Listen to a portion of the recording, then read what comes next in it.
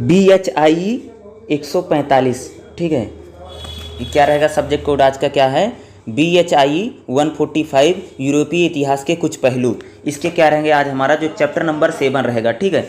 इसमें chapter number 7 में अगर आप देखेंगे 7.2, ठीक है, 7.2 जो आपका रहेगा, जैसे इसमें 7.2 इसमें दे रखा है औद्योगिकरण, क्या दे रखा क्वेश्चन किस टाइप से, अगर मैं बोल देता हूँ, औद्योगिकरण के आधुनिक रूप की विशेषता बताओ, यानी जो औद्योगिकरण है उसका आधुनिक रूप क्या है उसको बताया गया 7.2 में।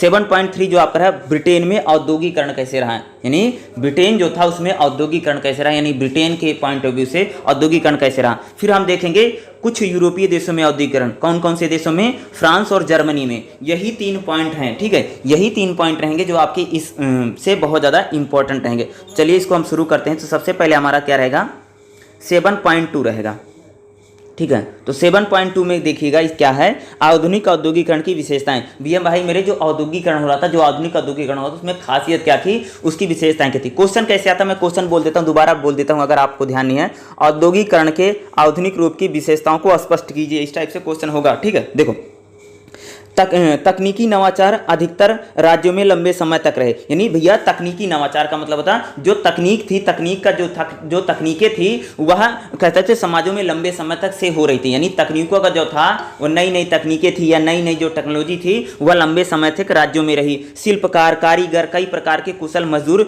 विश्व भर के सभी हिस्सों में विनिर्माण के विभिन्न प्रकार की क्रिया में हिस्से थे। जैसे क्या होता था, जो शिल्पकार हैं या कारीगर हैं, ये क्या होते हैं, जो मजदूर हैं, जो कुशल मजदूर हैं, यह पूरी दुनिया में फैले हुए थे, कह सकते हो। विनिर्माण का मतलब होता है कि जो नए नए काम होते हैं, जैसे कोई इमारत बन रही, कोई पुल बना, यानी कह सकते हैं विनिर्माण में, यानी जो तकनीकी नवाचार था वह लंबे समय तक हमारे समाज में मौजूद था। अब जैसे कह सकते हैं शिल्पकार हैं, कारीगर हैं या अन्य कुशल जो मजदूर होते थे वह लगभग दुनिया के विभिन्न हिस्सों में फैले हुए थे और विभिन्न प्रक्रियाओं में शामिल थे। कुछ समाजों में राजाओं और अभिजात वर्ग के उपभोग हेतु या यहां तक कि निर्यात के लिए वस्तुओं का उत्पादन या निर्माण के लिए कार्यशाला आधारित उत्पादन प्रारंभ किया। देखो कई कई जगह पर, जैसे मैंने आपको बताया, कहीं पर जो राजा महाराजा होते थे ना, वो अपने लिए अलग से क्या करवाते थे भैया, कारखाना खुलवा देते थे या कह सकते हैं उद्योग लगवा देते थे। कई बार जैसे बड़े बड़े राजा महाराजा होते थे ना, उनके घरानों के लिए अलग से कपड़ा बनाया जाता था। जो राजा महाराजा होते थे वो क्या करते थे, राजा महाराजा अभिजात वर्ग के लोग होते थे, जो बड़े पैसे वाले लोग होते, जो अभिजात वर्ग होता था, उपभोग हेतु या यहां तक कि निर्यात के लिए वस्तुओं के निर्माण के लिए कार्यशाला आधारित उत्पादन। जैसे बात करेंगे, जैसे पुरातन में बात करें, पहले भैया क्या होता था कि जो राजा महाराजा होते थे या जो पैसे वाले लोग होते थे वो क्या करते थे, उत्पादन के लिए प्रयोगशाला खुलती थी या छोटी मोटी कह सकते हो कि कंपनी या अपनी कार्यशाला आधारित उत्पादन करवाती थी। यद्यपि देखिए आगे देखिए इसमें क्या बोला है, यद्यपि आधुनिक औद्योगिकरण मूल रूप से इससे पहले के सभी प्रकार के औद्योगिकरण से भिन्न था। यानी जो नव औद्योगिकरण होता है, इससे पहले जो औद्योगिकरण हुए थे, यानी जो पुराने औद्योगिकरण हुए थे उससे पहले जो अगर देखेंगे आधुनिक जो औद्योगिकरण था वह पूरी तरीके से भिन्न था, क्योंकि यहाँ पर कहीं ज़्यादा प्रभावशाली था। यानी अब जो औद्योगिकरण हो रहा था वह पहले से बहुत ज़्यादा प्रभावशाली था। इसने अर्थव्यवस्था की पूरी संरचना बदल दी, यानी जो आधुनिक औद्योगिकरण है उसने पूरी आधुनिक संरचना को बदल दिया। भैया पहले अगर देखोगे सभी समाजों में लंबे समय तक, भैया पहले के समय में क्या होता था, सभी समाजों में तकनीकें बनी थी, हर समाज में तकनीक होती थी, हर समाज में क्या होता था, शिल्पकार होते थे, मजदूर होते थे, कारीगर होते थे, जो नई नई चीजों का उत्पादन किया करते थे। और राजा महाराजा जो होते थे, राजा महाराजा भी क्या करते थे, बहुत सारे उद्योग धंधे लगाते थे, जो छोटे मोटे या जो अभिजात वर्ग था या जो पैसे वाला वर्ग था। लेकिन क्या होता है, जो आधुनिक उद्योगीकरण होता है वह पहले के जितने भी औद्योगिकरण हुए हैं उनसे पूरी तरीके से क्या है, वह हमें भिन्न दिखाई देता है, क्योंकि कहीं से ज्यादा अब प्रभावशाली था। इसने अर्थव्यवस्था की पूरी संरचना बदल, यानी जो आधुनिक औद्योगिकरण होता है उसने अर्थव्यवस्था की क्या किया, पूरी संरचना को बदल करके रख दिया। इसने विस्तार में तकनीकी में, यानी इसने विस्तार किया और तकनीकी में बदलाव शामिल किया के कारण मशीनीकरण और मशीनों के द्वारा मानव श्रम का अस्तर। पहले क्या होता था, पहले जो हमारे उद्योग धंधे चलते थे, पहले जो हमारी तकनीक थी भैया, उसमें जो आदमी होता था हाथों से काम करता था। लेकिन जो आधुनिक उद्योगीकरण होता है उसमें क्या होता है, मशीनों से काम होने लगा। यानी अब कहां पर, पहले जो उद्योग चलते थे उसमें हस्त वाले यानी हाथ से चीजों को बनाया जाता था। लेकिन जो आधुनिक उद्योगीकरण हुआ वहां पर मशीनें भैया, अलग अलग प्रकार की बड़ी बड़ी मशीनें जो होती हैं उनके द्वारा क्या उद्योग धंधों में काम किया। यानी अब मानव शक्ति की जगह पर भैया मशीनों का प्रयोग होने लगा हो गया। विभिन्न आविष्कारों ने शक्ति की अचेतन स्रोत, जैसे विभिन्न कई सारे आविष्कार होते हैं, जैसे भैया पानी है, भाप है, बाद में बिजली की शक्ति के द्वारा पशु शक्ति जैसे घोड़े बैल इत्यादि के स्थान पर संभव बना। यानी पहले क्या होता था कि पहले अगर देखोगे क्या मनुष्य काम करते थे, बैलों से काम लिया जाता था या अन्य चीज़ों का। बाद में क्या था, बहुत जैसे विद्युत शक्ति आ जाती है, पानी की शक्ति यानी पानी के द्वारा लाइट, यानी पहले अगर देखो जो हमारे छोटे मोटे जो उद्योग धंधे चलते थे अगर उसमें देखोगे तो मानव शक्ति का यूज होता था, पशु शक्ति का यूज होता था। लेकिन जब जैसे जैसे समाज में परिवर्तन आया, जैसे ऊर्जा के स्रोत आए, पानी के जरिए भाई बिजली बनने लगी या ऊर्जा के संसाधन बढ़े, वैसे वैसे औद्योगिकरण में सफलता मिली। यानी अब हम पशु शक्ति और मानव शक्ति का कम से कम यूज करने लगे, अब हम बिजली का प्रयोग करने लगे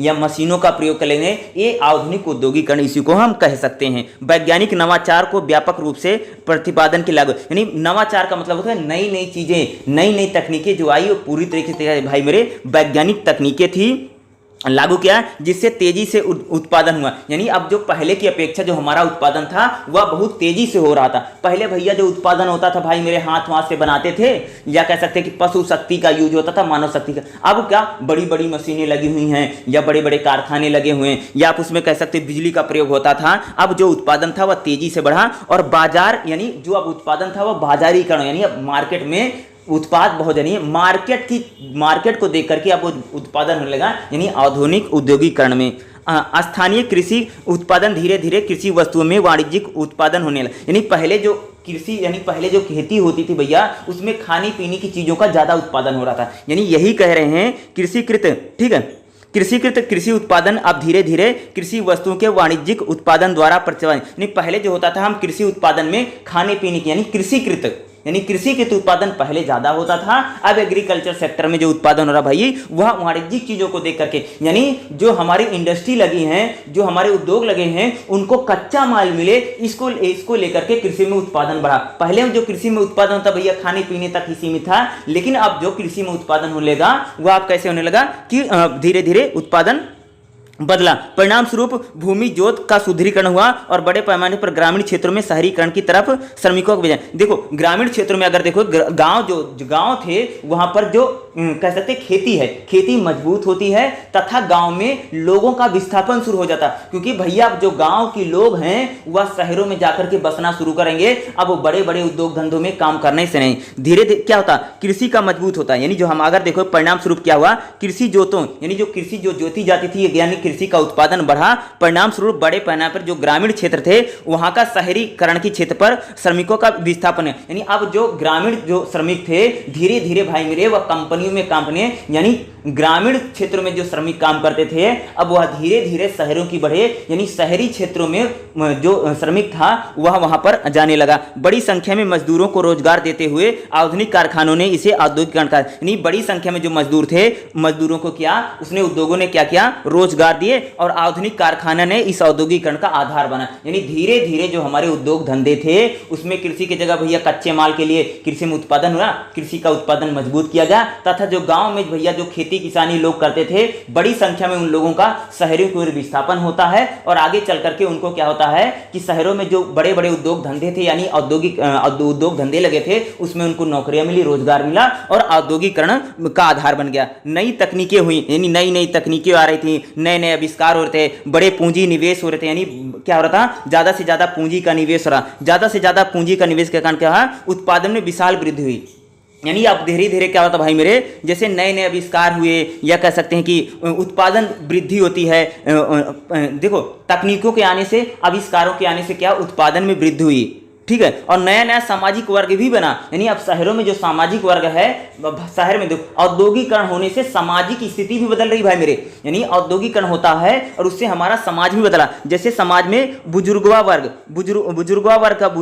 का मतलब होता है भैया कि जो बड़े बड़े उद्योग, सर्वहारा वर्ग का मतलब होता है भैया मजदूर जो लोग होते हैं, ठीक है। यहाँ पर बुजुर्गवा वर्ग का मतलब लिखना, बुजुर्गवा वर्ग का मतलब जो उद्योगपति हैं, जो बड़े बड़े कारखाने चलवा रहे हैं ये लोग हैं। सर्वहारा वर्ग का मतलब होता है कि भैया जो मजदूर काम कर रहे हैं इनकी बात है। सर्वहारा का मतलब होता है कि जो अन्य लोग थे यानी मजदूर थे या समाज के अन्य पिछड़े वर्ग में सर्वहारा वर्ग बोला जाता है। मध्य वर्ग यानी मिडिल क्लास शहरों में आ गया भैया, एक वर्ग बनता है मिडिल क्लास में, एक मिडिल क्लास आ जाता है शहरों में। अब व्यावसायिक वर्ग यानी धीरे धीरे जो हमारा समाज था, हमारे सामाजिक वर्ग में नए नए वर्गों का आता है, यानी औद्योगिकरण ने सामाजिक स्थिति में परिवर्तन कर दिया, ठीक है।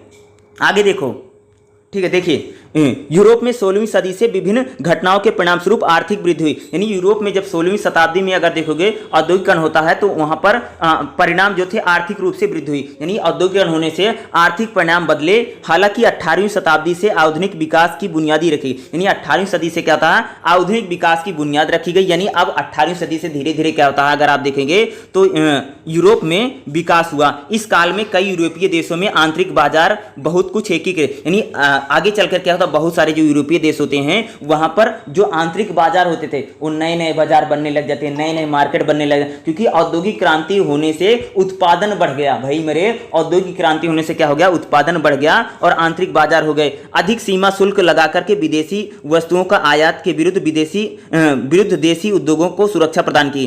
देखो क्या कहें, इस शब्द को समझो भैया। जो बाहर से प्रोडक्ट आता था यूरोप में बिकने के लिए, उस पर क्या शुल्क सीमा बढ़ा दी गई, ताकि जो घरेलू प्रोडक्ट बन रहा है उसको क्या किया जा सके, उसको सुरक्षा दी जाए। यही चीज करें यहां पर जो ये बात बोली जा रही, ध्यान से सुनना। अधिक सीमा शुल्क लगा करके जो विदेशी वस्तुओं का आयात किया जाता था, जो देश में होता था उसमें अधिक सीमा शुल्क लगा दिया, तो विदेशी जो वस्तुएं होती तो महंगी हो गई। और ऐसे करके क्या किया, जो देसी उद्योग थे उसको क्या की गई, सुरक्षा प्रदान की गई। आगे देखिए, ब्रिटेन में विदेशों से मुद्रित चिन्हित रंगे हुए सूती कपड़े किसी भी रूप में का प्रयोग 1972 में प्रतिबंध लगा दिया। देखो ब्रिटेन में क्या होता, भारत से कह सकते हो, भारत से भैया जो सूती कपड़े बन के जा रहे थे, जो अलग अलग प्रकार के कपड़े बन के जा रहे थे, उनके प्रयोग पर क्या होगा, 1972 में प्रतिबंध लग गया। कहां पर लगा भाई मेरे, ब्रिटेन में लग गया था।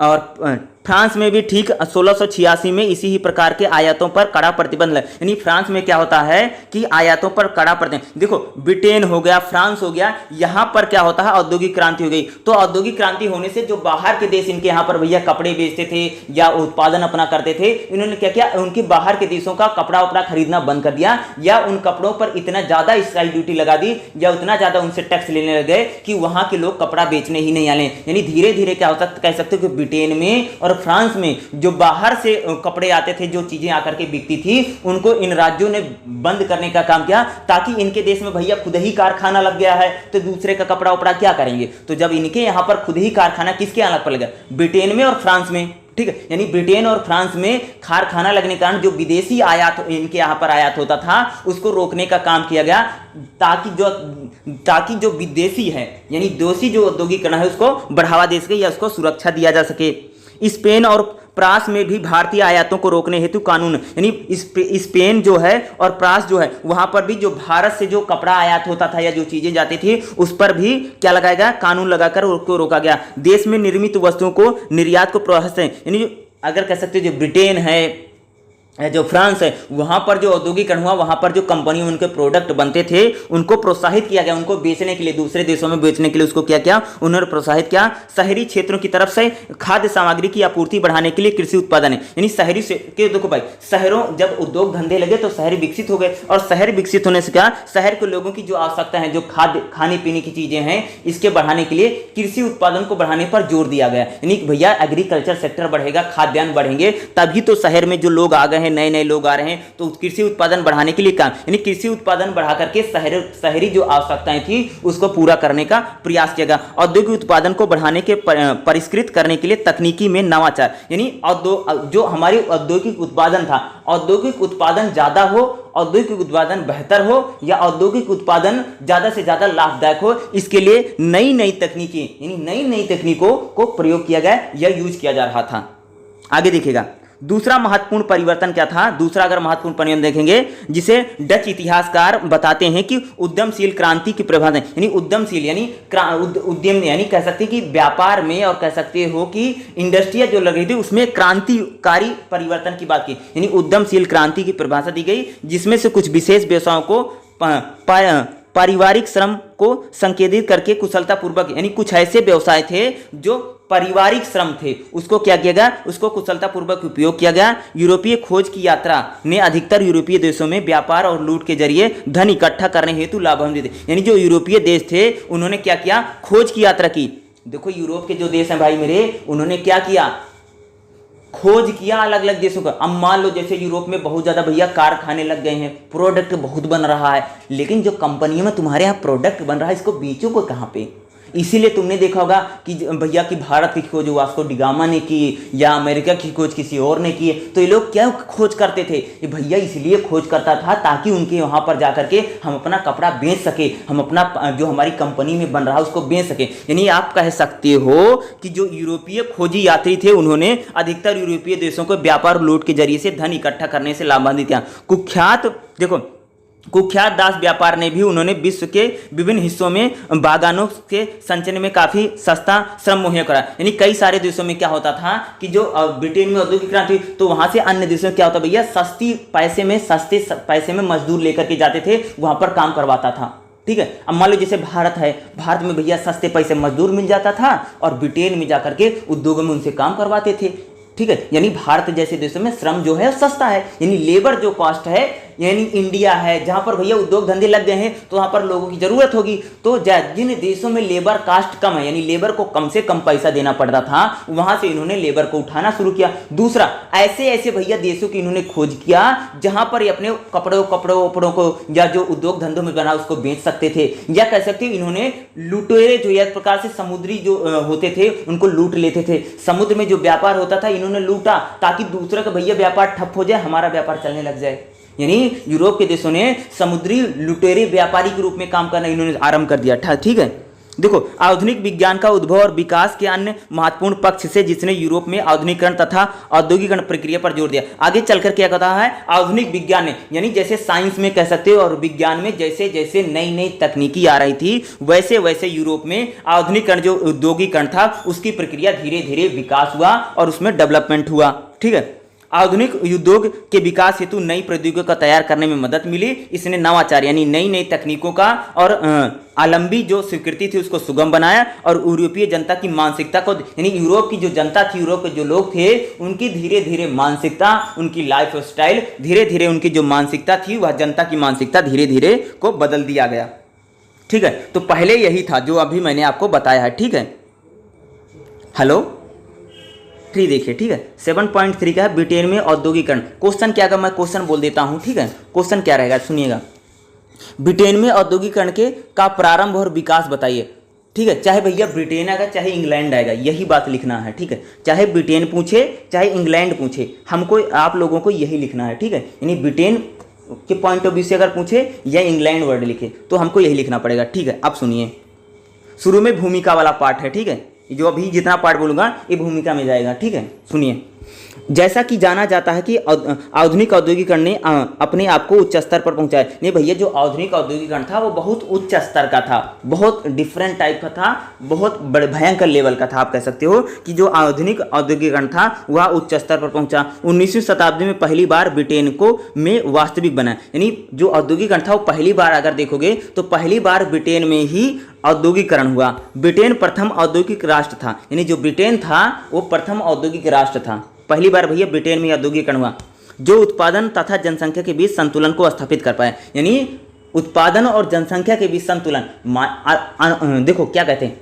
उत्पादन और जनसंख्या। जैसे मान लीजिए कि आपकी जनसंख्या बहुत ज़्यादा है, आप सप्लाई ही नहीं कर पा रहे हो, आपके पास प्रोडक्ट बहुत ज़्यादा है, जनसंख्या ही नहीं है। यानी ब्रिटेन ऐसा पहला देश, औद्योगिक देश बनता है जिसने औद्योगिकरण किया और सफलतापूर्वक किया, जिसने उत्पादन और जनसंख्या पर उत्पादन और जनसंख्या पर पूरी तरीके से अपना संतुलन स्थापित करके औद्योगिकरण हुआ। पहली बार 19वीं शताब्दी के दौरान जनसंख्या में वृद्धि के साथ प्रति व्यक्ति आय में भी वृद्धि, यानी कह सकते ब्रिटेन में पहली बार क्या होता, 19वीं शताब्दी में क्या होता, जनसंख्या में वृद्धि होती है और प्रति व्यक्ति आय, यानी एक व्यक्ति, एक भैया एक दिन में या एक साल में कितना कमाता है, यानी प्रति व्यक्ति आय, तथा कह सकते हो कि जनसंख्या में वृद्धि हुई।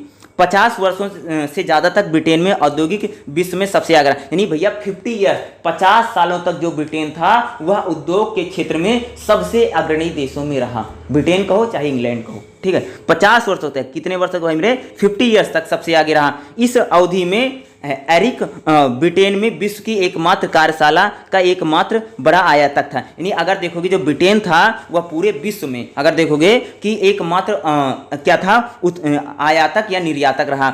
इसका एकमात्र वाहक और एकमात्र साम्राज्यवादी, इसका लगभग एकमात्र विदेशी निवेशक रहा। यानी जो ब्रिटेन था उद्योग आयात के क्षेत्र में, निर्यात के क्षेत्र में, निवेश के क्षेत्र में जो ब्रिटेन था लगभग 50 वर्षों तक अकेला ये बना रहा, यानी उद्योग के क्षेत्र में यानी ये लगभग 50 वर्षों तक रहा।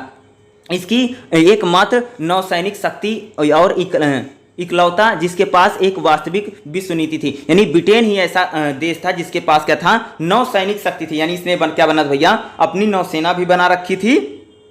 ठीक है, दूसरा इसने क्या किया था, नौसेना बनाया, और एकमात्र क्या था, विदेशी निवेशक था, यानी जो विदेशों में भी निवेश करता था, पहला यही था। ठीक है, देखो आधुनिक औद्योगिकरण ने ब्रिटेन में वैश्विक मामलों में शक्ति को अद्वितीय शिखर पर, यानी आधुनिक औद्योगिकरण होने से जो ब्रिटेन है वह वैश्विक मामलों में यानी अंतर्राष्ट्रीय मामलों में क्या होता है, उसकी स्थिति बहुत मजबूत हुई। इसने यूरोप के अन्य देशों को भी जल्दी जल्दी औद्योगिकृत करने हेतु प्रयास किए, यानी जो ब्रिटेन था उसमें औद्योगिकरण होता, तो ब्रिटेन का औद्योगिकरण होने से जो यूरोप के देश थे, यूरोप के अन्य देशों में भी कह सकते हो कि वहां पर जल्दी से जल्दी औद्योगिकृत होने के लिए प्रयास प्रेरित किया, बल्कि कह सकते हैं कि दबाव डाला। यानी जो ब्रिटेन था खुद तो औद्योगिकृत हो गया, अन्य देशों पर क्या है उसको प्रेरित कर रहा था, या अन्य देशों को औद्योगिकृत करने के लिए उसने क्या किया, दबाव डाला। इस अवधि के दौरान अर्थव्यवस्था की संरचना में परिवर्तन, यानी जब औद्योगिक होना तो जो अर्थव्यवस्था की संरचना का मतलब तो भैया कि जो पूरी वहां की इकोनॉमी सिस्टम था उसमें काफी चेंज आ गया, बदलाव आ गया। यानी अब जो अर्थव्यवस्था बदल गई भैया, कि पहले अगर मान लो कि वहां पर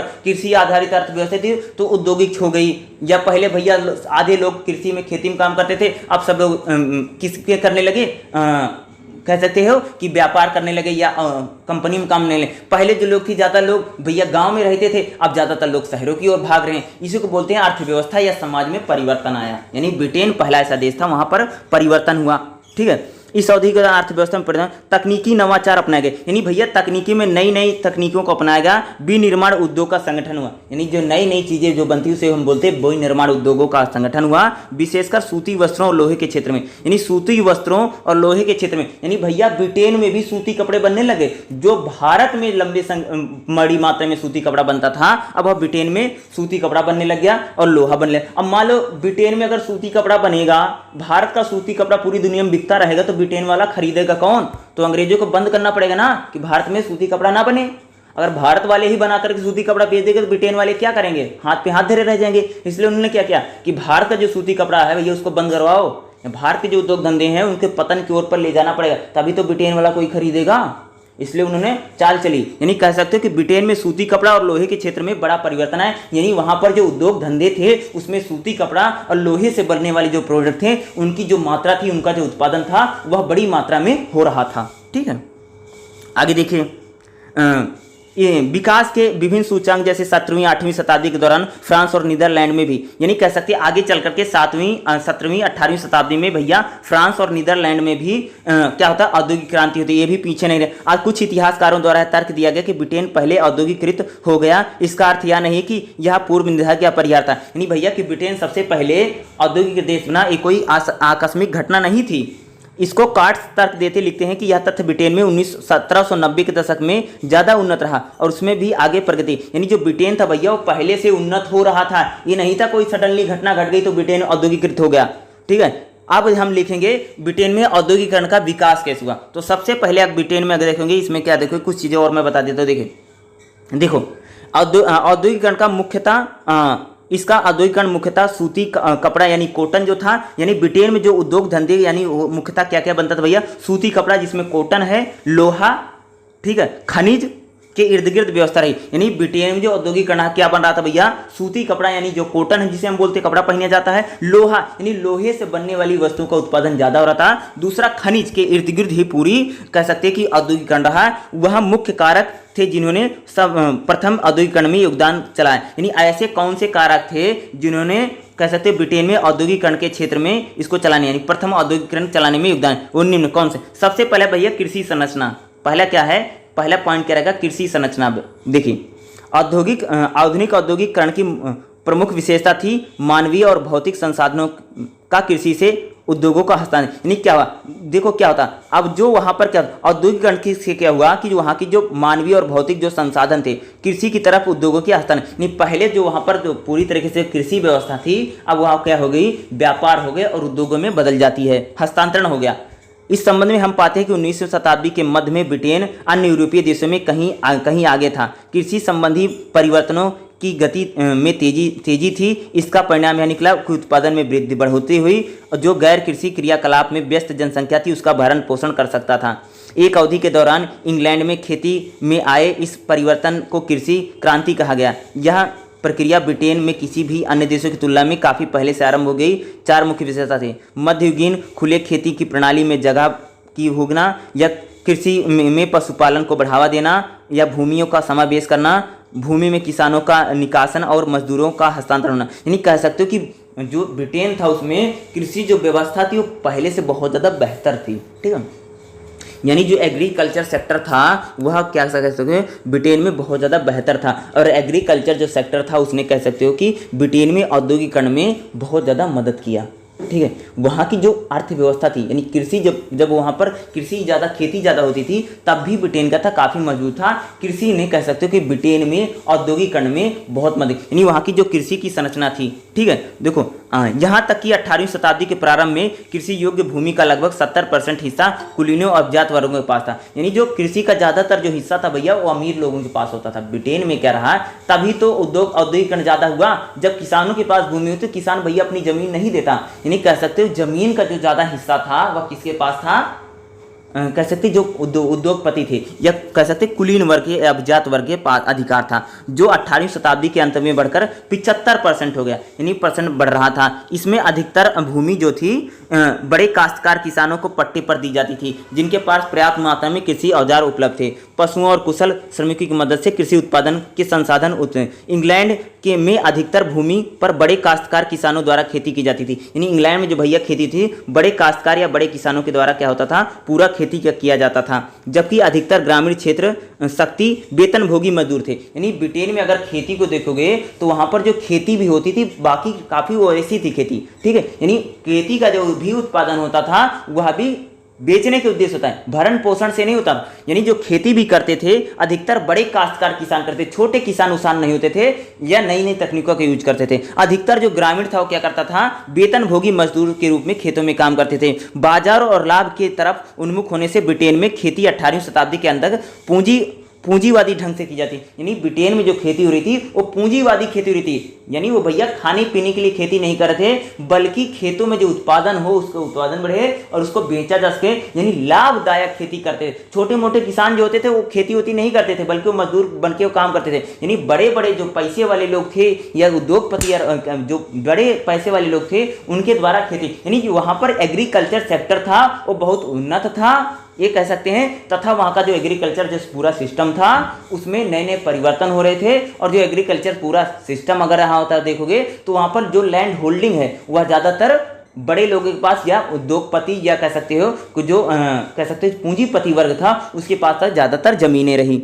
ठीक है, कृषि इसका समांतर उदाहरण यूरोपीय महाद्वीपीय समेत जैसे पूरे विश्व में नहीं थी। यानी अन्य देशों में देखोगे तो वहाँ पर एग्रीकल्चर जो सिस्टम है उसकी वैसी संरचना नहीं रही। यहाँ भूमि पर कम से कम शारीरिक श्रम का उपयोग करके कृषि उत्पादन में वृद्धि पर टिकी रही। फसलों के चक्रानुक्रम में विभिन्न तरीकों की वजह से कृषि में उत्पादन में काफ़ी बढ़ोतरी की, जिससे आधुनिक कार्यों में कृषि श्रमिकों की एक संख्या भारी संख्या में उपलब्ध है। 1980 में ब्रिटेन में पुरुष श्रमिकों का भौतिक उत्पादन फ्रांस की तुलना में 50% से अधिक था। देखो जो ब्रिटेन में खेती हो रही भाई मेरे, ब्रिटेन में जो खेती हो रही उसमें नई नई तकनीक है, नए नए औजार हैं, नए नई चीज़ों का प्रयोग होते थे। बाकी जो अन्य देश थे ना वहाँ कह सकते हो कि आधुनिक कृषि नहीं कर रहे थे, आधुनिक खेती नहीं कर रहे थे। यानी जो ब्रिटेन था वह आधुनिक खेती कर रहा था और कृषि की जो संरचना थी वह ब्रिटेन में काफ़ी अलग थी। ठीक है, बढ़ती हुई संकेंद्रीय तथा भूमि अपेक्षाकृत प्रभावी प्रबंधन ने खाद्य उत्पादन को बढ़ाया।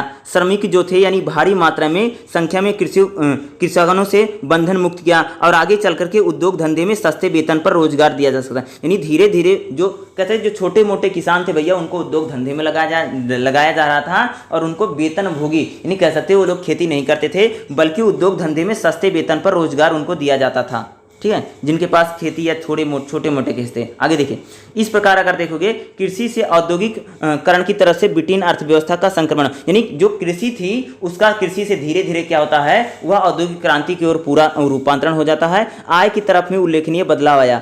नए सामाजिक वर्गों की उत्पत्ति होती है और विकास के संपूर्ण संरचनात्मक परिवर्तन के भाग थे। औद्योगिकरण के उदय से क्या हुआ, स्वरूप में ग्रहण करके कृषि से उद्योग की तरफ श्रम का हस्तांतरण होता है बहुत तेजी से। यानी ब्रिटेन में जो भैया जो खेतों में बहुत संख्या में, बड़ी संख्या में पहले काम होता था, अब वो जैसे औद्योगिक क्रांति होती थी तो बड़ी संख्या में वही लोग क्या होते थे, उद्योग धंधों की ओर उनका क्या परसेंट बढ़ जाता है। 1880 में ब्रिटेन में लगभग 48% आबादी क्या शहरी केंद्रों में रहती थी। सिर्फ 25% लोग ही श्रम शक्ति या प्राथमिक केंद्र में थे, यानी खेती करते थे।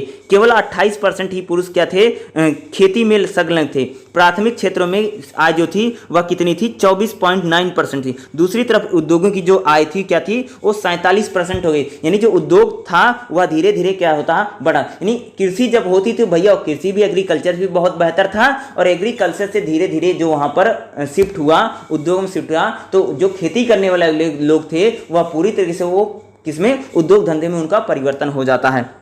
अगला है जनसंख्या की बदलाव।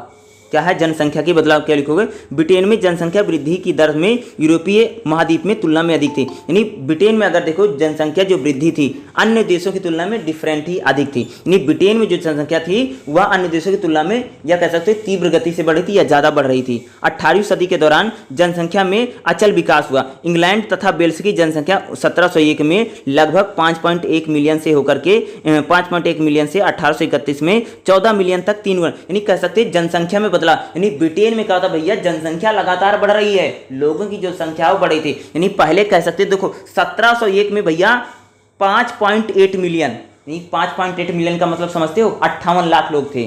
कितना, 58 लाख लोग थे। फिर उसके बाद उनकी जो जनसंख्या कितनी, लगभग 1831 में उनकी जनसंख्या कितनी होगी, 14 मिलियन।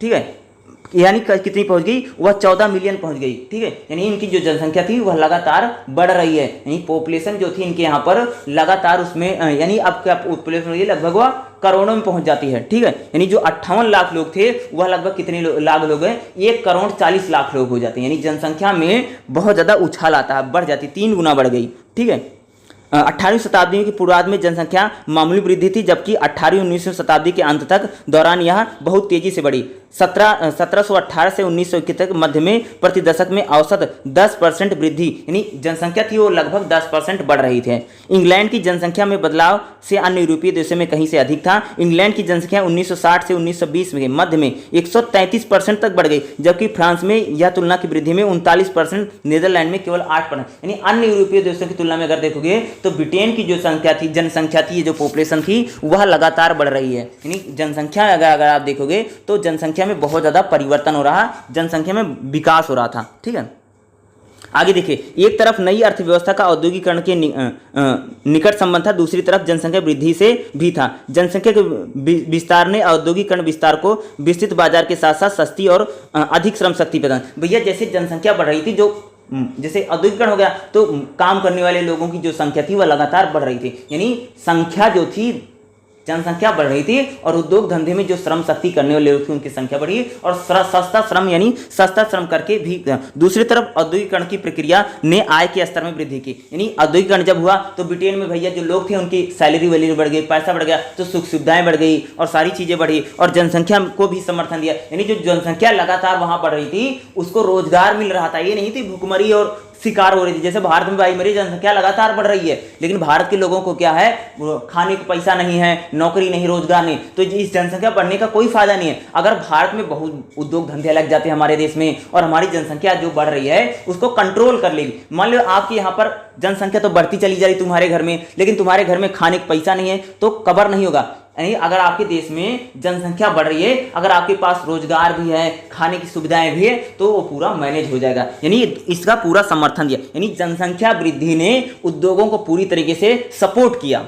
18वीं शताब्दी में शहरी जनसंख्या में भी तेजी से वृद्धि हो जाती है। लंदन में 1750 के आसपास लगभग 7,50,000 लोग रहते थे। यानी धीरे धीरे शहरों में लोगों की जनसंख्या थी बढ़ती। तकनीकी नवाचार क्या हो रहा था, यानी औद्योगिक क्रांति में देखेंगे तकनीकों में क्या, देखो उत्पादन को बढ़ाने के लिए कुछ यांत्रिक उपकरण के उपयोग का औद्योगिकरण की क्रांति में क्रांतिकारी परिणाम रहा। इसके अतिरिक्त यह भी रहा कि एक आविष्कार की नवीन का रूप नहीं था जिसने औद्योगिकरण का प्रथम चरण में क्या, बल्कि यह नवाचार का एक समूह था। यह पूरी प्रक्रिया 18वीं शताब्दी के अंत तक या 19वीं शताब्दी, देखो अगर तकनीकी में देखो तो तकनीकों में कोई एक चीज़ नहीं, दो चीज़ नहीं, बल्कि पूरी टेक्नोलॉजी ही नई थी। यानी कह सकते हो कि ब्रिटेन में जो औद्योगिकरण हुआ उसमें जो पूरी तकनीकी थी, यानी जो पूरा जो कह सकते हैं जो टेक्नोलॉजी थी वह पूरी नई टेक्नोलॉजी का यूज किया गया था। यानी जो मशीनें हैं, कल कारखाने हैं, जितने भी काम हो रहे थे उसमें नई नई तकनीकों का यूज रहा था। और नई नई तकनीकों ने क्या किया, नई नई मशीनों ने, नई तकनीकों ने क्या कि वहां पर औद्योगिकरण को बहुत ज्यादा सपोर्ट किया, उद्योग धंधों में परिवर्तन आया और उत्पादन वहां पर लगातार बढ़ता चला गया।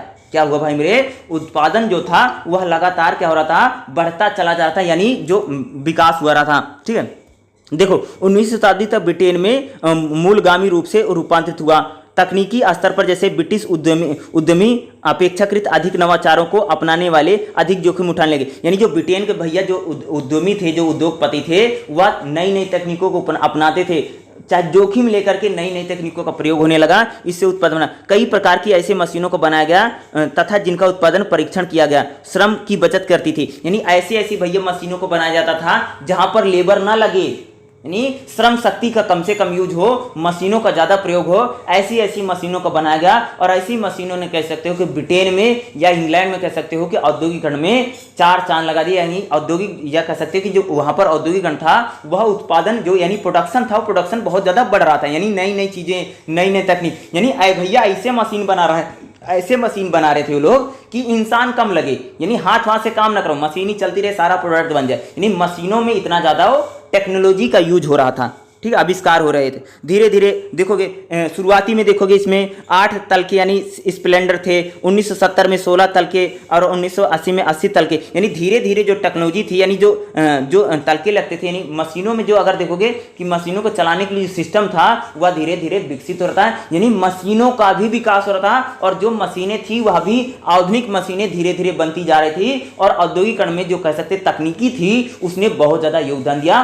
तकनीकी ने धीरे धीरे क्या किया, जो श्रम होता था, मजदूर का श्रम था, जो अन्य श्रम लगते थे उसको कम किया। दूसरा बिजली उत्पादन, ये कहते हैं इसने भी काफी मदद की। ये तकनीकी वाला आप इसको लिखें, यानी तकनीकी ने भी क्या किया इसमें काफी। कारखाना प्रणाली, अगला जो हमारे कहेंगे कारखाना प्रणाली को थोड़ा सा देखते हैं। ये क्या रहे, देखो फैक्ट्री तथा कारखाना जो कि उत्पादन की कारीगर उत्पादन प्रणाली में विकसित हुए, यानी कारखाना भी बहुत सारे लगते हैं। ठीक है, तथा एक अन्य महत्वपूर्ण विशेषता थी कि आधुनिक औद्योगिकरण के युग में परिभाषित करती है।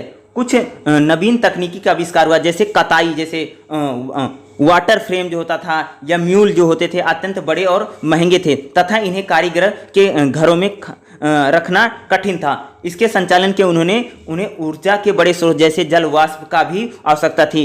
उपयोगी तथा ज़्यादातर लाभदायक बनाने के लिए उन्होंने केंद्रीकृत ऊर्जा के स्रोत में आपस में बने कारखानों को स्थापित किया। आरंभ में वाटर व्हीकल, यानी वाटर व्हीकल जो होती थी पानी से, या स्टाफ इंजन जो होता था इसके आसपास थे। एक कारखाने में एक ही छत के नीचे बड़ी संख्या में मजदूरों को इकट्ठा करने की प्रक्रिया का परिणाम निकला। औद्योगिक संरचना में सबसे बड़ी क्रांतिकारी परिवर्तन हुआ। क्या बता रहे हैं, देखो कारखाना प्रणाली क्या हुआ। देखो भैया सुनो, ब्रिटेन में क्या था, ब्रिटेन में जो कारखाने थे, देखो छोटे छोटे घरों में कारखाना चलता था। ठीक है, छोटे छोटे घरों में उत्पादन हो रहा था, लेकिन क्या हुआ, उत्पादन या प्रोडक्ट इतना महंगा था, या जो कारखाना इतना महंगा हो रहा था, या जो उसके कलपुर्जे लगते थे, यानी जो वो महंगे हो रहे थे। धीरे धीरे क्या हुआ, लोग आपस में जुटते चले गए। क्या, लोग आपस में जुटते चले गए और एक कारखाना प्रणाली का विकास होता था। यानी कह सकते जो घरों घरों में उत्पादन होता था, या लोग जो अलग अलग उत्पादन करते थे वह सभी लोग इकट्ठा हो जाते हैं और एक कारखाना प्रणाली, यानी एक कंपनी सिस्टम वहां पर यूज होने लग जाता है। एक कारखाना प्रणाली का विकास होती है। जैसे स्टाफ इंजन है, या कह सकते कि जो प्रोडक्ट बनाना इतना महंगा था कि लोग आपस में मिलजुल करके क्या उन्होंने किया कि आपस में मिलजुल करके पैसे लगा करके या पैसे जुटा करके कारखाना लगाना शुरू कर दिया। यानी जो लोग उत्पादन करते थे, जो घरेलू उत्पादन होता था या घरों में जो उत्पादन हो रहा था, इतना महंगा था कि कोई व्यक्ति अकेला नहीं कर सकता था। फिर क्या, उन्होंने आपस में मिलजुल करके उन्होंने क्या कारखाना लाया। यानी कई सारे लोग मिलजुल कर क्या करते थे, छोटे छोटे कारखाने लगाते थे और इसने भी क्या किया, औद्योगिकरण में काफी मदद की। कारीगरों की कार्यशाला या सौदागरों द्वारा नियंत्रित वाणिज्यिक केंद्रों से विकसित होकर निकली। इन कारखानों ने मजदूरों के बड़े समूह के साथ सुपरवाइजर की निगरानी में बड़ी संख्या में मशीनों को संचालित करने के लिए इकट्ठा किया।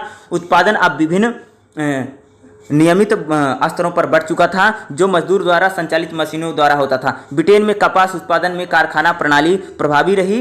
कताई के लिए लगभग 1850 में 150 मध्य में बुनाई, अतः ब्रिटेन में औद्योगिक पूंजीवाद विशेषकर लंकाशायर जैसे कपड़ा उद्योग के विकास में पूंजीपतियों से लेकर श्रमिक जो था उसके मध्य में औद्योगिक जनसंख्या में विभाजन रहा। कारखाना में उत्पादन तथा मुनाफा उन्मुख अर्थव्यवस्था की विशेषताओं से युक्त रहे, यानी कारखाना जो थे उन्होंने ब्रिटेन में औद्योगिकरण में बहुत ज़्यादा मदद किया।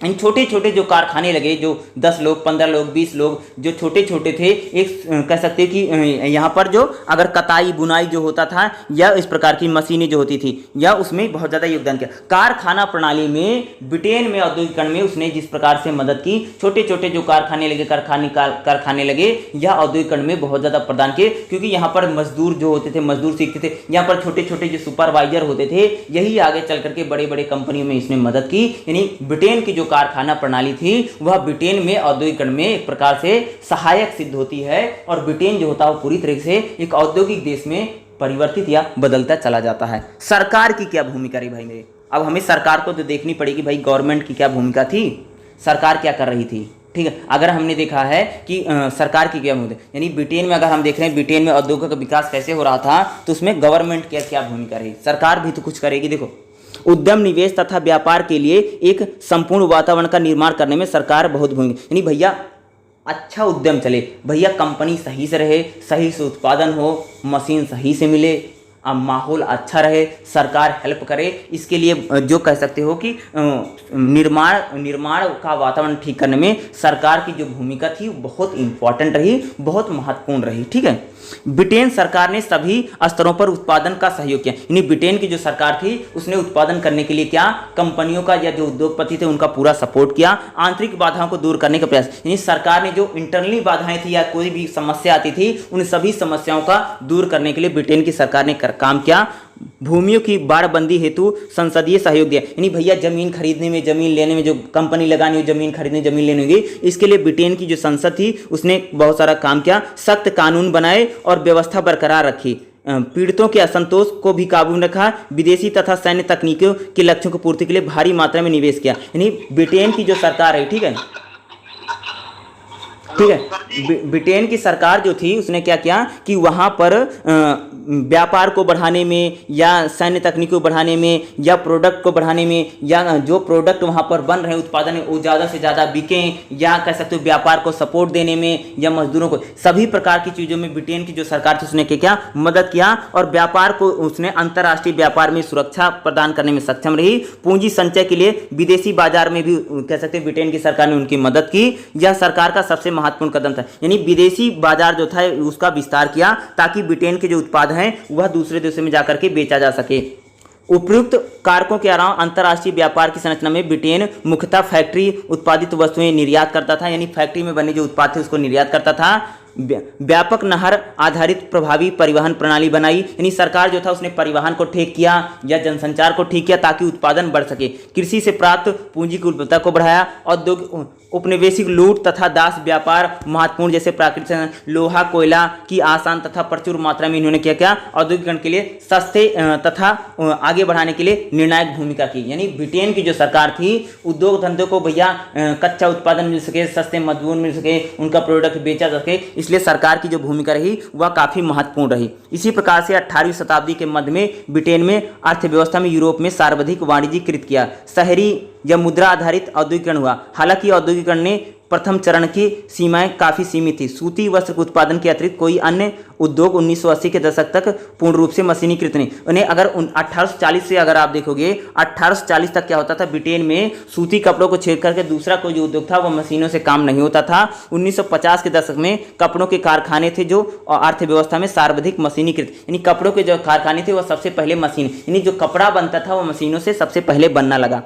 औद्योगिकृत श्रमिकों की संख्या बहुसंख्यक वर्ग था, यानी औद्योगिकृत जो श्रमिक थे उसमें बहुसंख्यक वर्ग अभी भी हाथों के औजार का ही उपयोग करता था। रेलवे का तेजी से विकास करके 1830 के दशक में लोहे, स्टील और कोयले का उत्पादन में भारी मात्रा में उत्पादन उत्तरदायी हुआ। इस समय ब्रिटेन के आसपास लगभग 1840 में देखोगे से 19वीं शताब्दी तक ब्रिटेन में औद्योगिकरण का एक नया चरण घटित होता है, जो कि पूंजीगत वस्तुओं में लोहे और स्टील का उत्पादन, यानी कह सकते हो कि ब्रिटेन में जो उत्पादन था वह धीरे धीरे बढ़ रहा था, जिसमें जो सरकार थी या गवर्नमेंट की जो भूमिका थी वह बहुत ज़्यादा महत्वपूर्ण रही। और सरकार की भूमिका अगर कह सकते हो, सरकार की भूमिका ने कुल मिलाकर के 1830 से 1880 तक के दौरान ब्रिटेन में अर्थव्यवस्था ने संपूर्ण औद्योगिकरण को प्राप्त किया। औद्योगिकरण जो था, जैसे कपड़ा है, कोयला से आगे बढ़ करके यह लगभग सभी उद्योगों, यानी शुरू में अगर जो ब्रिटेन में जो उत्पादन रहा वह कपड़े से शुरू होता है, फिर कोयला से, और आगे चल करके लगभग सभी उद्योग जो थे वह ब्रिटेन में फैल गए। सरकार की भूमिका बहुत महत्वपूर्ण है ये सभी इसमें, यानी ब्रिटेन में औद्योगिकरण का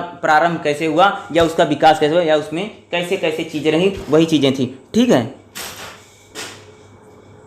हेलो, क्या रहेगा 7.4 रहेगा, कुछ अन्य यूरोपीय देशों में औद्योगिकरण कैसे रहा, यानी कुछ ऐसे अन्य देश हैं जहां पर औद्योगिकरण होता है, यूरोप के अन्य देश हैं। तो अन्य देशों में अगर मैं आपको बताऊं तो सिर्फ 2 ही देशों के बारे में देखना है। पहला क्या है, फ्रांस में। फ्रांस में औद्योगिकरण कैसे रहा, या फ्रांस में औद्योगिकरण कैसे रहा, या ऐसे भी आ सकता है आपका क्वेश्चन। ठीक है, 18वीं शताब्दी के प्रारंभ में फ्रांस में आय का स्तर लगभग ब्रिटेन के बराबर था, यानी क्या था, 18वीं शताब्दी जो आय का उत्पादन हो रहा था वह फ्रांस में ब्रिटेन के बराबर होने लग गया था। ठीक है, इसकी वैज्ञानिकता संसाधन ब्रिटेन के बराबर थी, यानी जो फ्रांस था उसमें उसकी जो वैज्ञानिक चीज़ें थी वह भी क्या होती, वह ब्रिटेन के बराबर हो रही थी। इसकी जनसंख्या लगभग 3 गुना ज़्यादा थी, यानी अगर इसकी जनसंख्या देखेंगे किसकी, फ्रांस की जनसंख्या लगभग 3 गुना ज़्यादा थी, परंतु इसने औद्योगिकीकृत होने में अधिक समय लिया, यानी जो फ्रांस था उसने औद्योगिकरण होने में ज़्यादा समय लेता है। इसकी औद्योगिक गति धीमी थी, ब्रिटेन और जर्मनी दोनों में उल्लेखनीय रूप से अलग थी। यानी अगर फ्रांस की देखेंगे तो फ्रांस जो था उसमें औद्योगिकरण जो था वह बहुत धीमा था ब्रिटेन की अपेक्षा।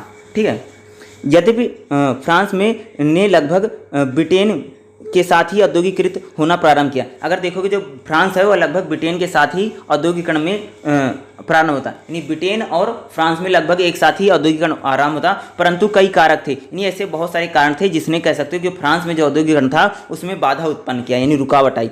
कृषि संबंधी बदलाव, यानी जो कृषि संबंधी बदलाव फ्रांस में 1750 लेकर के 1760 के दशक के होने प्रारंभ हुए, लेकिन बाद में इसकी अवधि ठप पड़ गई। यानी अगर आप फ्रांस में देखोगे तो कृषि में बदलाव हो रहा था, लेकिन धीरे धीरे क्या होता कि जो फ्रांस था वहाँ पर जो कृषि में बदलाव हो रहा था वह धीरे धीरे ठप पड़ गया, यानी बंद पड़ गया।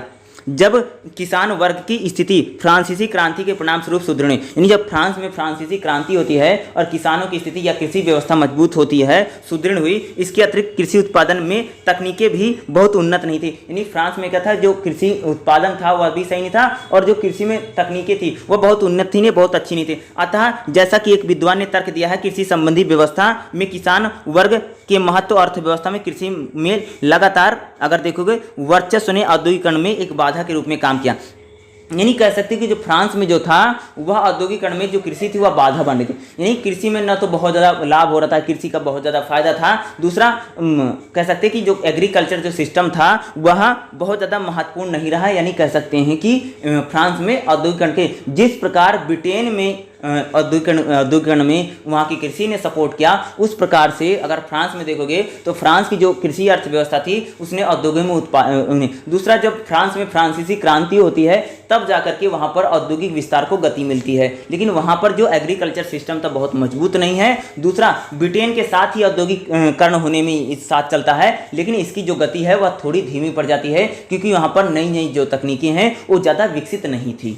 ठीक है, आगे देखिए, यद्यपि फ्रांस ने लगभग ब्रिटेन के साथ ही देखो अगला आगे इसमें जो पॉइंट देखेगा, ब्रिटिश औद्योगिकरण के आरंभिक स्वरूप और इसकी अपेक्षाकृत तेज गति ने कम कीमत वाली वस्तुओं का उत्पादन करके फ्रांसीसी बाजार को खतरे में डाला। यानी भैया जो ब्रिटेन था वो क्या करता था, कम कीमत वाली वस्तुओं का उत्पादन करता था। यानी ब्रिटेन ने क्या किया, ब्रिटेन ने औद्योगिकरण में अंतिम स्वरूप में अपेक्षाकृत तेज गति से काम किया, कम कीमत वाली वस्तुओं का उत्पादन करके फ्रांसीसी बाजार को खतरे में डाल दिया। देखो क्या हो रहा था, ब्रिटेन में क्या होता था भैया, जो कंपनी में सामान बनता था वो सस्ता बनता था, फ्रांस में महंगा बनता था। यानी जो ब्रिटेन में सस्ता उत्पादन बनता था वह फ्रांस में आकर के बिकने लगा। यानी कह सकते हो कि फ्रांस में जो उत्पादन होता था उसको विपरीत प्रभाव पड़ा। ब्रिटेन के बने उत्पाद जब फ्रांस में बिके तो जो ब्रिटेन के उत्पाद थे वह सस्ते थे और फ्रांस के महंगे थे। इसलिए कह सकते हो कि ब्रिटेन में जो फ्रांस में जो औद्योगिकरण रहा वह उस पर बाजार पर यानी फ्रांसीसी बाजार पर बुरा प्रभाव पड़ा।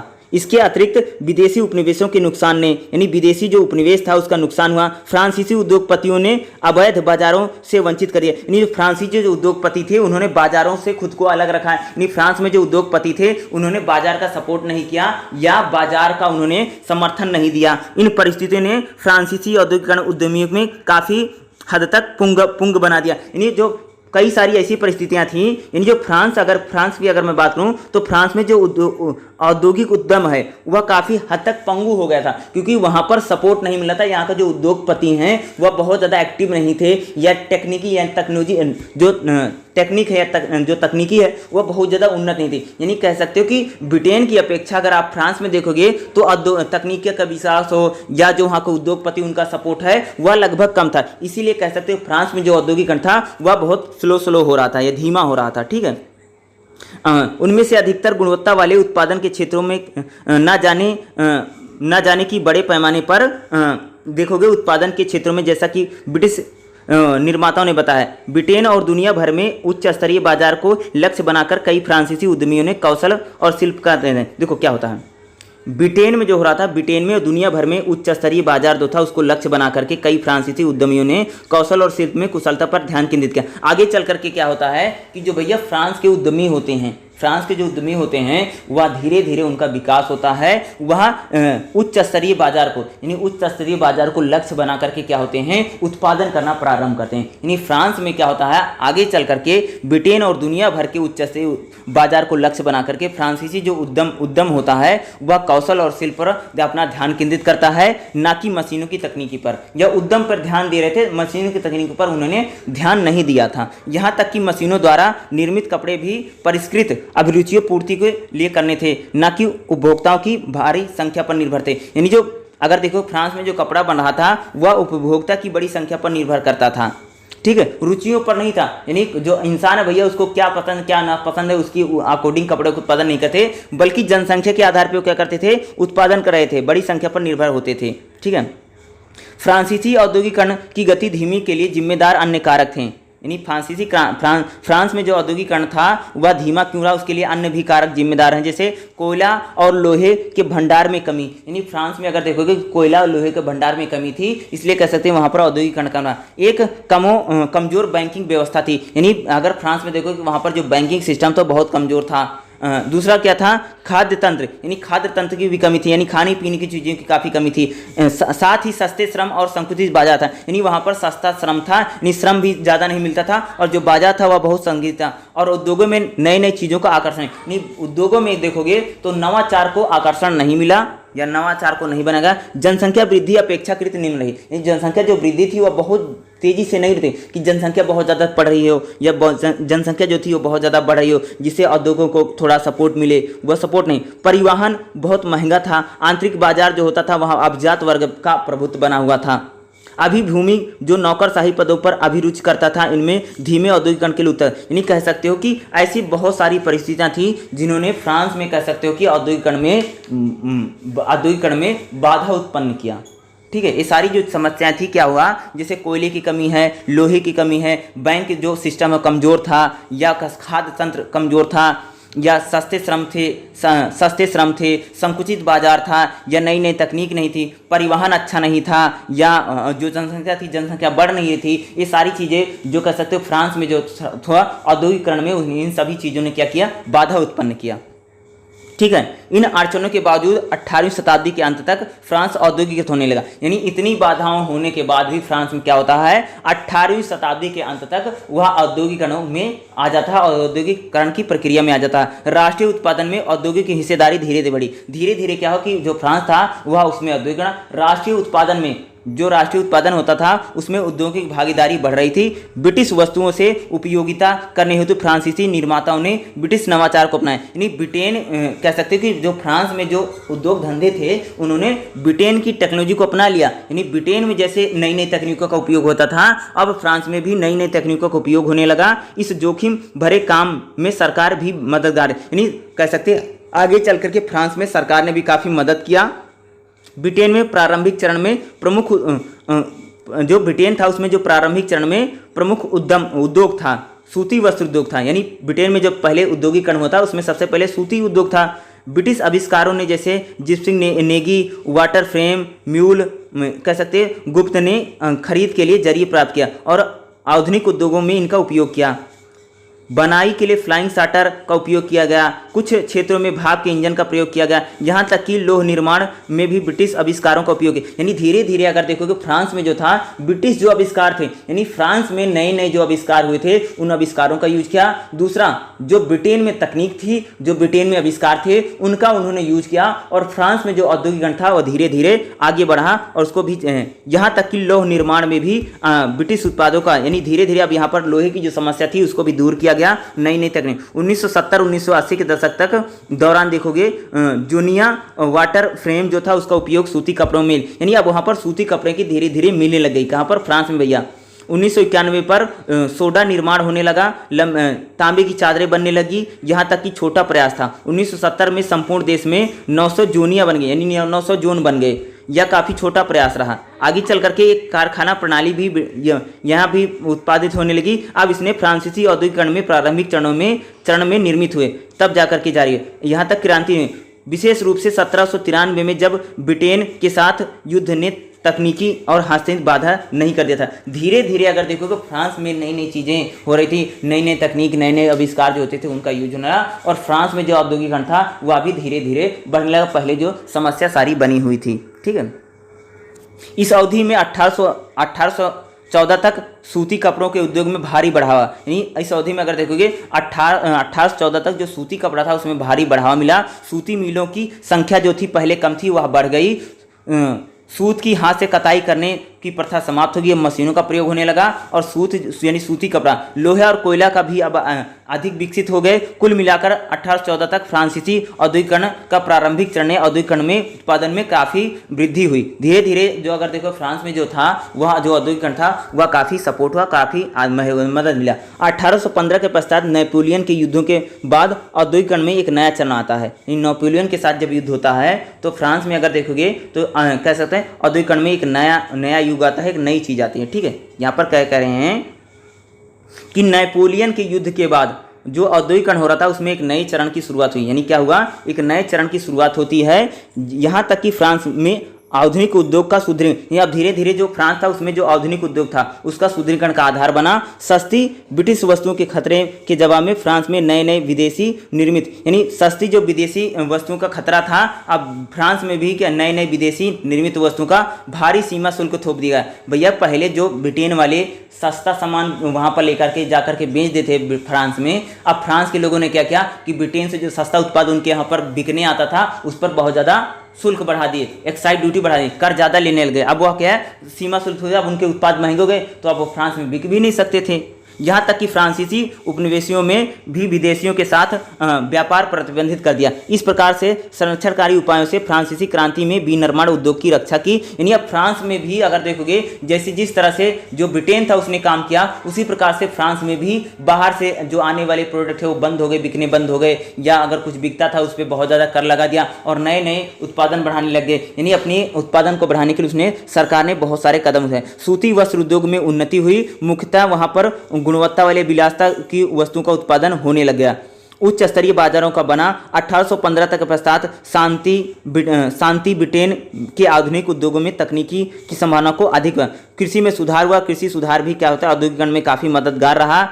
1820 और 1807 के दौरान कपास की खपत 5 गुना बढ़ गई। यानी अब वहाँ पर कपास की खपत बढ़ी। फ्रांसीसी कताईदारों अब उच्चतम कोटि के, यानी फ्रांस में जो सूत काता जाता था वो अच्छे से काता जाए, उच्च कोटि के आ गए। उन्हीं उद्योगों में अगर देखो बाजार के सफल है, यानी उन्हीं जो उद्योग था उसमें जो विदेशी बाजार था उसमें सफलता के कारण आगे बढ़ा।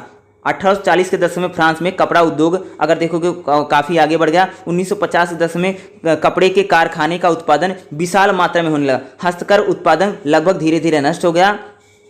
1870 के दशक तक आते आते ब्रिटेन के लंकाशायर तक मशीनीकरण हो गया, परिणाम स्वरूप प्राप्त कर लिया था। भारी मात्रा में कोयले का उत्पादन होने लग गया। 1853 पे 5 मिलियन से बढ़कर के 16 मिलियन ट्रिलियन हो गया था। यानी अब धीरे धीरे जो उत्पादन था वह फ्रांस में बढ़ने लग गया। हालांकि ब्रिटेन व जर्मनी की तुलना में फ्रांसीसी औद्योगिकरण की गति धीमी थी। अगर निष्कर्ष क्या लिखेंगे, हालांकि अगर देखेंगे ब्रिटेन और जर्मनी की तुलना में फ्रांसीसी जो औद्योगिकरण था उसकी गति धीमी रही, यहाँ तक कि 1970 के दशक में फ्रांस एक संपूर्ण क्रांतिकारी औद्योगिक क्रांति के सभी प्रमुख लक्षणों को पूरा नहीं कर पाया था जैसे ब्रिटेन में हुआ था।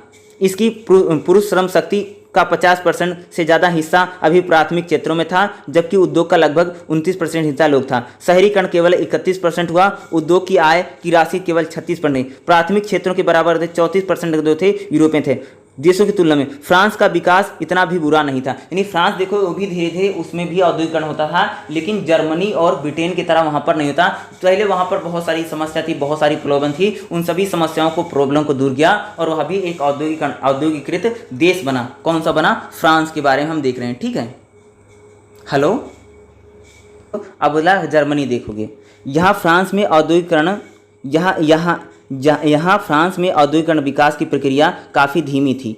जहाँ फ्रांस में देखोगे औद्योगिकरण की प्रक्रिया धीमी थी, वहीं जर्मनी में आधुनिक आर्थिक विकास के मार्ग में बहुत तेज़ी थी। भैया जर्मनी बहुत तेज़ी से हो रही थी, औद्योगिकरण बहुत तेज़ी से हो रहा था, ठीक है। इसने लगभग 30 वर्षों के समय में ही एक उन्नत औद्योगिकरण प्राप्त कर लिया। इसकी विकास दर ब्रिटेन की तुलना में भी काफ़ी थी, यानी ब्रिटेन से भी तेज जर्मनी क्या कर रहा था? औद्योगिकरण में जा रहा था। उपभोक्ता उद्योग के साथ शुरुआत करने की बजाय, जैसा कि ब्रिटेन और फ्रांस के मामले में था, यानी उपभोक्ता को उत्पाद के जाते, जर्मनी ने एकदम शुरुआत से ही भारी उत्पादन पर भरोसा किया, यानी भैया बड़ी मात्रा में उत्पादन करने लग गए, ठीक है, चीज़ों का। इससे बड़ी बढ़त मिल गई इनको। पूरी 19वीं शताब्दी में जर्मन जुकांस के रूप में कृषि हितों को सुदृढ़ करने के साथ साथ राज्य ने बड़े बैंकों की भूमिका में विशेष रूप से सुस्पष्ट थी।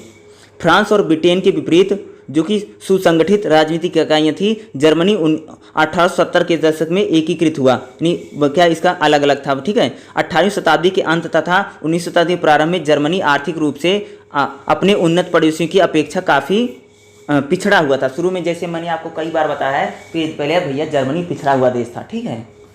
जब ये विस्मारक आते हैं तो जर्मनी का एकीकरण होता, उसके बाद जर्मनी क्या होगा? औद्योगिक क्षेत्रों में इसका काफ़ी लोर बढ़ेगा। 1815 के पश्चात अपने अलग अलग कानून, प्रशासन, मुद्राओं, नापतौल, अन्य मापदंडों तथा सीमा शुल्क की बाधाओं के साथ वहाँ 30 से अधिक पृथक राजनीतिक राज्य थे, यानी कह सकते हैं कि जर्मनी टूटा या टुकड़ों में बटा हुआ था। पूंजी की सीमित आपूर्ति तथा कुछ क्षेत्रों में कृषि दास्ता का प्रचलन था के कारण श्रमिक गतिशीलता काफ़ी कम थी। इसके शैक्षिक संस्थानों और बौद्धिक संस्थानों की स्थिति काफ़ी उन्नत थी, वहाँ श्रेष्ठ से उपयुक्त कर सकता था। इसके एक पास एक विश्वसनीय शाखा तंत्र था, यानी क्रेडिट नेटवर्क था तथा उन्नत कारीगर उत्पादन के परंपरा थी। इनके पास कच्चे माल जैसे लोहे, कोयला के स्रोत थे, जो आधुनिक औद्योगिकरण के आरंभिक चरण में थे बहुत ज़्यादा आवश्यक थे। साथ ही 19वीं शताब्दी के प्रारंभ से ही जर्मन राष्ट्रवाद मजबूत और प्रमुख, यानी जर्मनी जब राष्ट्रवाद तो बहुत ज़्यादा प्रमुख रहा, या भी उनके औद्योगिकरण में क्या रहा? बहुत ज़्यादा मददगार रहा। जर्मन औद्योगिकरण में 3 प्रमुख चरण से होकर, पहला आरंभिक औद्योगिकरण की अवधि 18वीं शताब्दी से लेकर के 1830 तक। दूसरी जो अवधि रही औद्योगिक तकनीकों का उधार लिया। फिर संस्थागत सुधार जो होते हैं, ये सही औद्योगिकरण में देखोगे, बड़े उद्योग की अवधि में देखो 1830 दशक और 70 तक अगर देखोगे कि यहाँ पर बड़े पैमाने पर रेलवे निर्माण में लंबे समय से लंबी तेजी से क्या था? रेलवे का निर्माण की प्रगति मिली। साथ ही देशी और विदेशी अत्यधिक पूंजी निवेश हुआ। उद्योग और श्रम पर अत्यधिक गतिशीलता रही। उत्पादन में उल्लेखनीय उभार है, यानी यहाँ पर जो उत्पादन था वह धीरे धीरे क्या हो रहा था भाई मेरे? बढ़ रहा था या उसमें वृद्धि हुई।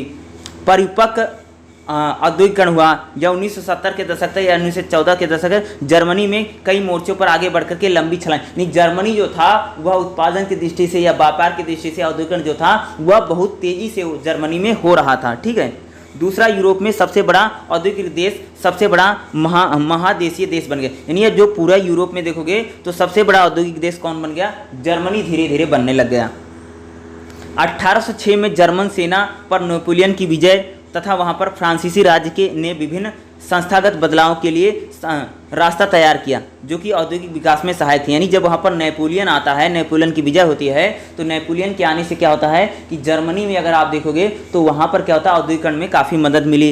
1807 से 1821 तक कृषि संबंधी सुधार ने कृषि दास्ता को समाप्त कर दिया, किसानों को मुक्त किया गया तथा भूमि तथा ये सारी चीज़ों में काफ़ी अधिकार, संपत्ति का अधिकार लागू कर दिया गया था। इन सुधारों ने भूमिपतीय जो थे यानी जो संपन्न किसान थे उनकी संपत्ति को बाजार से जोड़ करके देखा गया, किसानों के बीच विभेदीकरण पैदा किया था उसको कम किया गया। यानी अब आप देख सकते हैं कि जो जर्मनी में जो कमियां थी, जो समस्याएं थी, उन सभी समस्याओं को ठीक किया गया और जर्मनी में जो औद्योगिकरण है वह ब्रिटेन से भी तीव्र गति से हो रहा है। ठीक है, यानी ब्रिटेन से भी तेजी गति से यहाँ पर औद्योगिकरण हो रहा था।